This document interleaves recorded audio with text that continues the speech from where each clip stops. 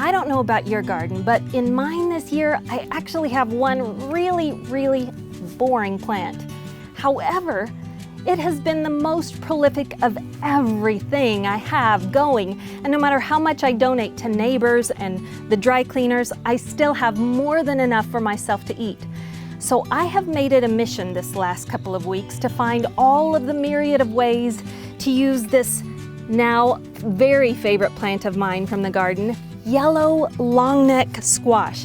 I want you to come inside with me because I'm going to show you some amazing ways to use this that you probably have never thought of before, and I promise your kids and family will love. So don't go away.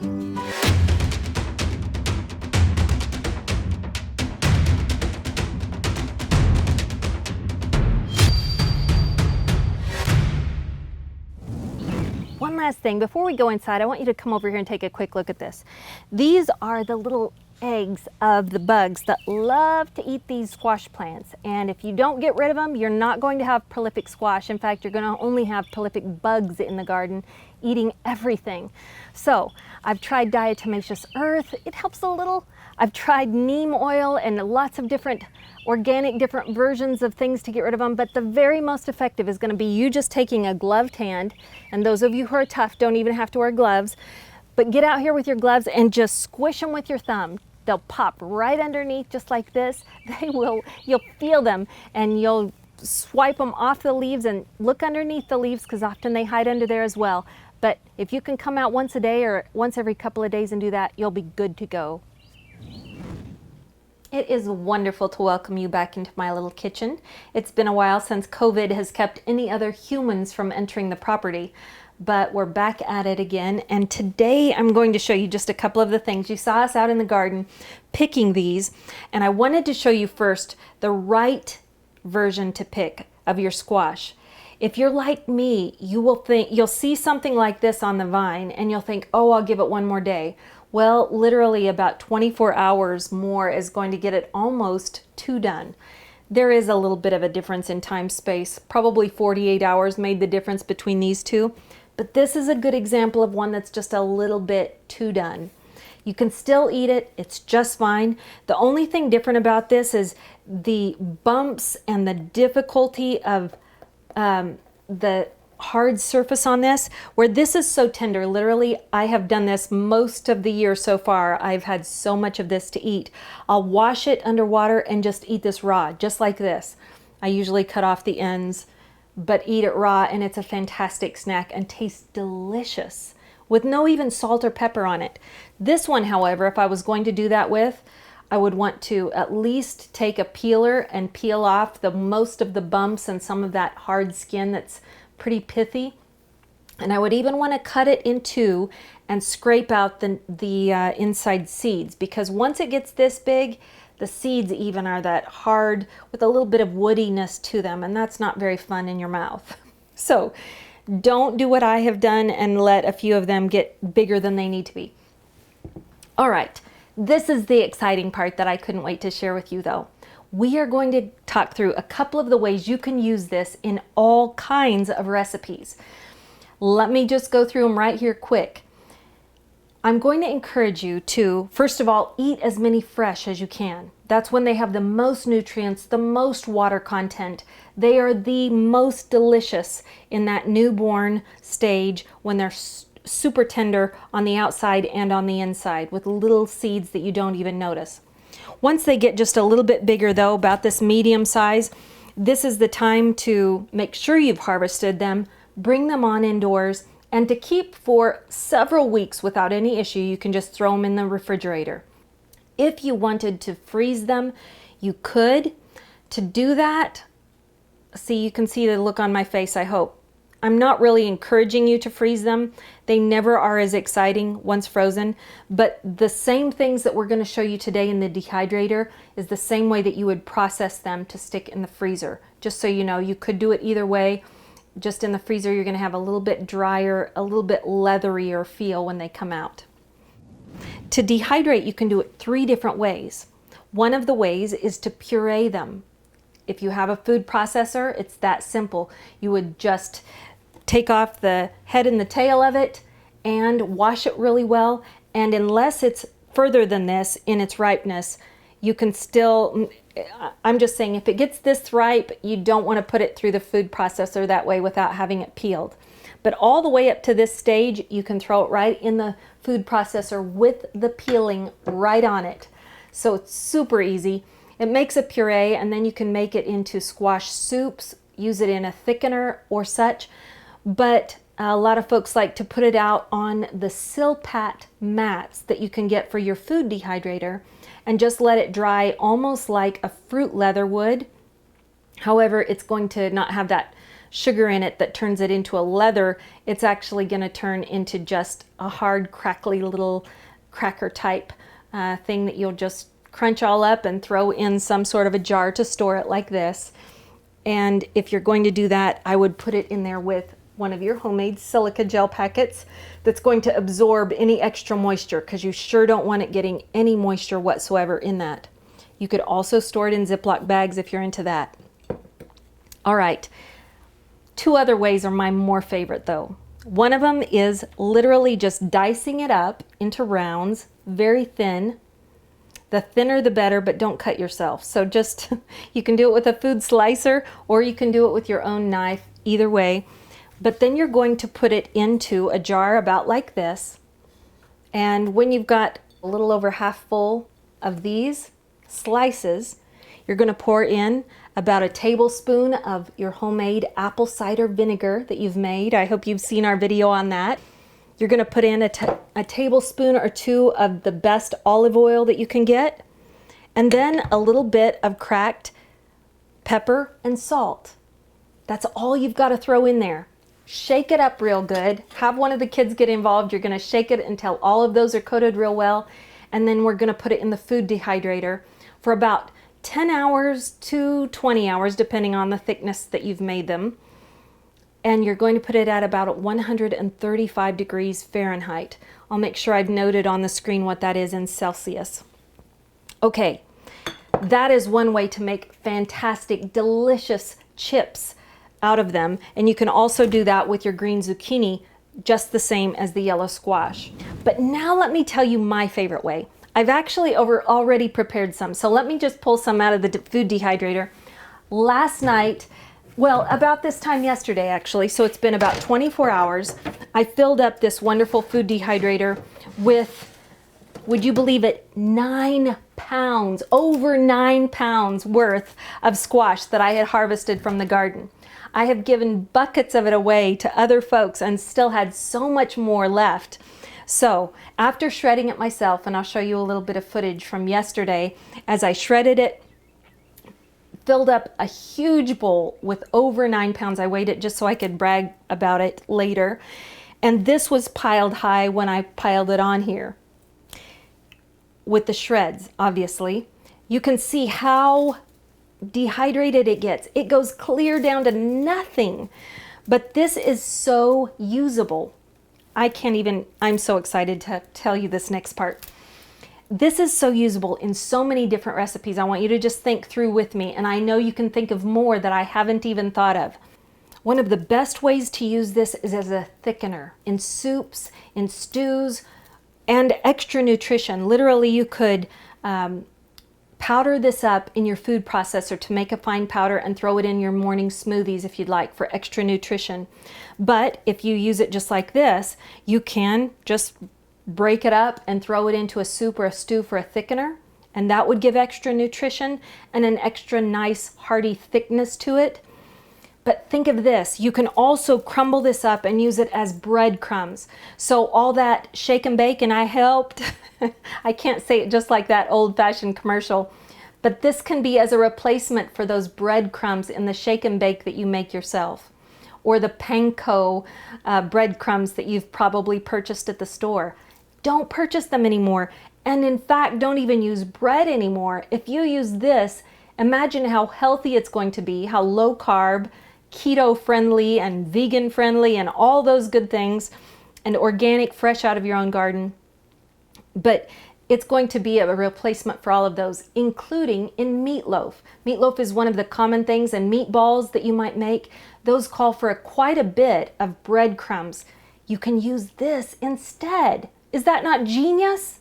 After I had dehydrated all of this, I got started thinking about all of the different ways to use this, and one idea hit me that I was just thrilled with.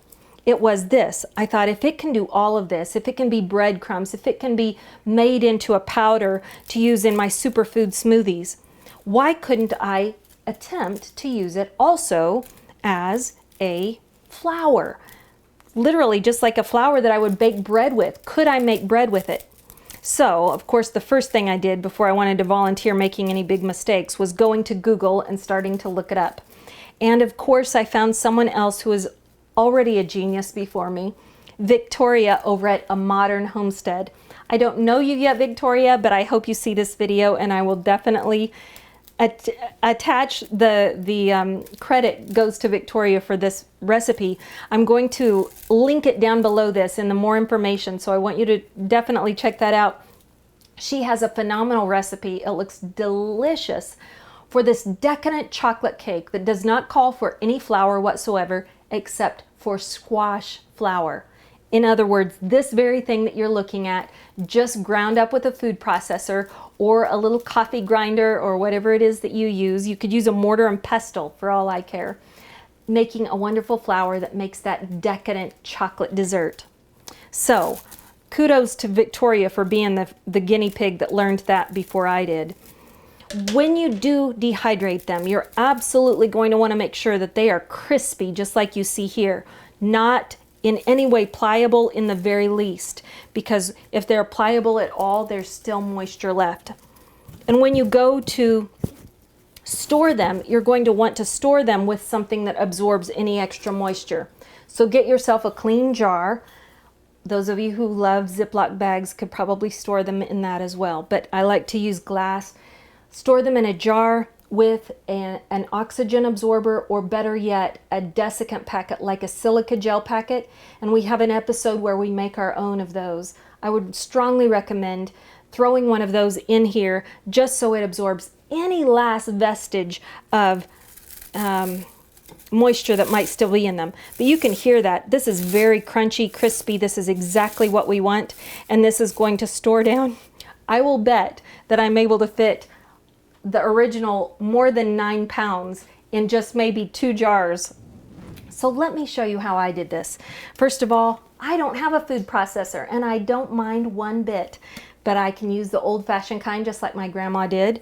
You're going to want to get some sort of a grater, and this is going to be your best friend right now. You're also going to want a wonderful knife, and I'm going to tell you thank you, first of all, to a couple of you patrons. Thank you to Brian Pierce for this amazing dehydrator, Excalibur, the very brand, the very kind I always dreamed of having. I had only purchased one that was about $29 at Walmart before, and so I want you, if you don't have a dehydrator, know that you can get them very cheaply, so there's really not a big excuse, although you could dehydrate in the stove, in your oven, or even outdoors in the sunlight. We'll talk about those in more episodes in the future, but thank you, Brian Pierce, for donating so graciously an Excalibur food dehydrator. And then thank you to Randy Thompson up in Washington. Unbelievable gift of this knife that is hand forged by a phenomenal artisan that I hope that you guys take a time to look up. This is my new favorite knife. I use it for everything under the sun. I think Randy had seen an episode prior where I had used a very dull knife, and he felt so bad for me he thought he would bless me, and I just thank you so very much. It's made by Forge 37 in, I think, Seattle, Washington, or somewhere over there in Washington State, by Christopher Love, the artisan who made every bit of it by hand.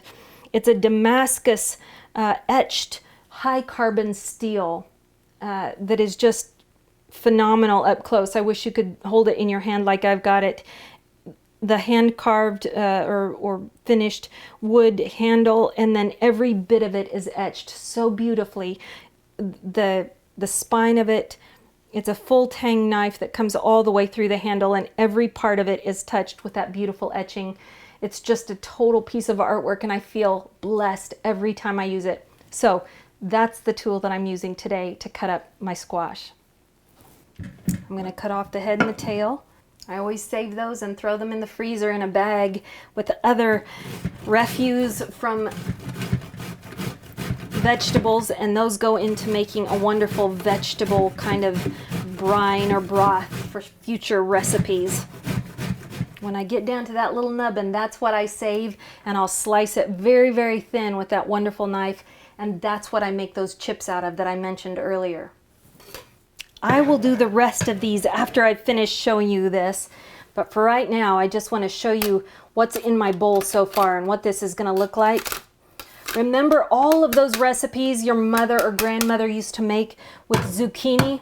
You can still make the same exact recipes with this yellow squash to make all those zucchini bread recipes. It was something similar to this where you just shred it up. Look at that. Beautiful, very filled with water, very heavy stuff, but it's going to dehydrate beautifully.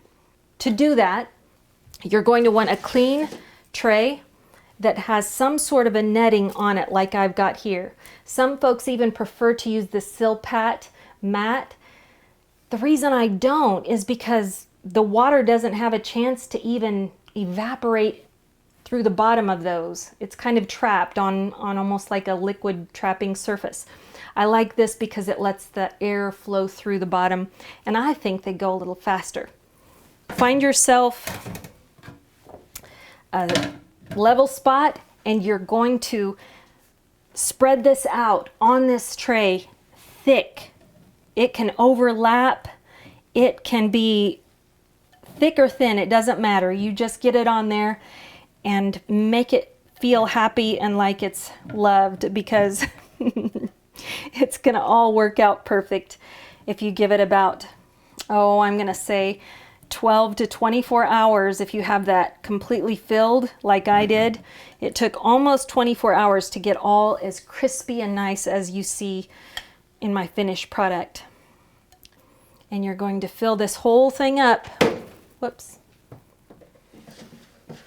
And by the magic of movie making, of course, here's one of the trays that is finished, just like the others. And let me show you the one. There was one here. This is the only difference. You can just barely even see a difference, but this is half yellow squash and half green zucchini squash. You're going to see how they dehydrate almost identically and look almost the same when they're finished, but the bottom half was one this size of green zucchini squash, and the top half of that is more of the yellow squash. I just wanted you to be able to see a little bit of a difference. This for sure would do better in soups, and if I was grinding for some sort of special flour, like I talked about, to use in some sort of cake, I would probably use the yellow squash just because it's a little bit milder and is almost looks white when you have it ground up. All right, there are so many things that we have not covered, but I am so excited to have a whole, we could write a recipe book on just the things that you can make with squash. And so instead of me thinking this is the most boring thing in my garden and yet most prolific, it has become one of my favorite vegetables to do stuff with this year. It's absolutely versatile. It's going to give you so much nutrition, and your family is going to love it. They won't even notice it's in anything that you're putting it in. That's pretty exciting stuff if you're trying to be sneaky or covert in getting your vegetables in those meals that you're making for the children. All right. Will you take the time to share below what you would do? What recipe would you add to that recipe book of just squash unique recipes to make? I would love to hear what you say, and I would love for you to share this video with somebody that you love who might need some ideas. I also hope you'll join us next week, but until then, will you go out and find one soul who needs to be blessed? There are a whole bunch out there, but go find just one and be a beautiful and big blessing to them this week. I'll see you next time. God bless you. Bye-bye.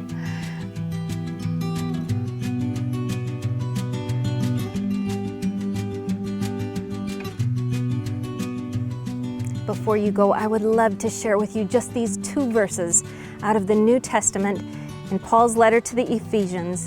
And this is in the Holy Bible I'm reading.